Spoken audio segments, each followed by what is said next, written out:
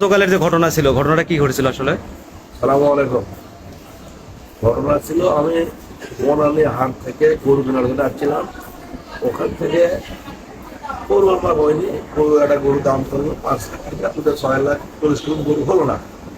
আমার কাছে আমার পুকুরে একটা কর্মচারী ছিল, আমি ওকে ধোয়ার জন্য আমার পুকুরের ওখানে যাই, ফলকটে ওখানে যাই চাটা খাই আমি আসতেছি। আর আসতে ধরে লাড্ডা বাজার থেকে আমার ছোট ভাইয়ের সাথে ওই ওরা মারধর করছে আর কি। অপু আর ওই যে বাবু আর হানি আর আগে দেখো তো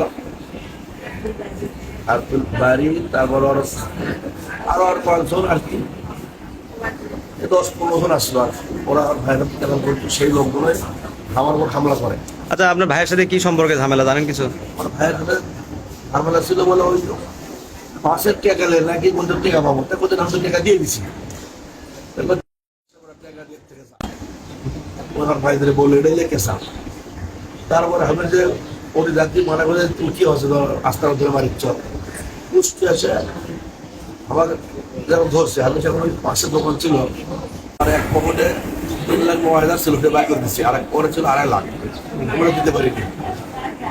আমি যখন ওই টাকা বাদ করে ধরছি যে দিচ্ছি, আর ওটা দিতে পারিনি। এটা পুষ্টি দম চাকু মারছে। মানে কত টাকা তাহলে আপনার? 5.5 লাখ টাকার মতো ছিল। 5.5 লাখ টাকা ছিল, কিন্তু 2.5 লাখ টাকা আমি আর দিতে পারিনি, বের করতে পারেন? আমার যখন চাকু মারছে সেখানে আমি তো পড়ে গেছে। ওখানে পরে দেওয়ার পরে ওরা আমাকে একদম ধরে আমার কাছে যাচ্ছিল গাড়ি করে নিচ্ছে। নেওয়ার পরে এ পর্যন্ত হয়ে আমি পুলিশে কল দিলাম, পুলিশ সঙ্গে সঙ্গে আসতে আসে, পুলিশ তো খুঁজে পাইনি। আমি মতো মেডিকেল আছে ভর্তি হয়ে চিকিৎসা। মানে আপনার সাথে কোনো শত্রুতা ছিল না? আমার ভাইয়ের সাথে কেসাল ছিল। ও, আপনার সাথে কোনো শত্রুতা ছিল না আপনার সাথে? আচ্ছা, যারা করছে তারা আপনার কোনো ক্ষমতা বলে, কি ক্ষমতা বলে করছে কিছু জানেন কিছু? ওরা তো এখন কি ক্ষমতা বলে করছে আমার অতটা বুঝিনি। আপনি কি যাচ্ছেন এখন? আমি আর সুষ্ঠু দিনে বিষয়ে ছেড়ে যাচ্ছি।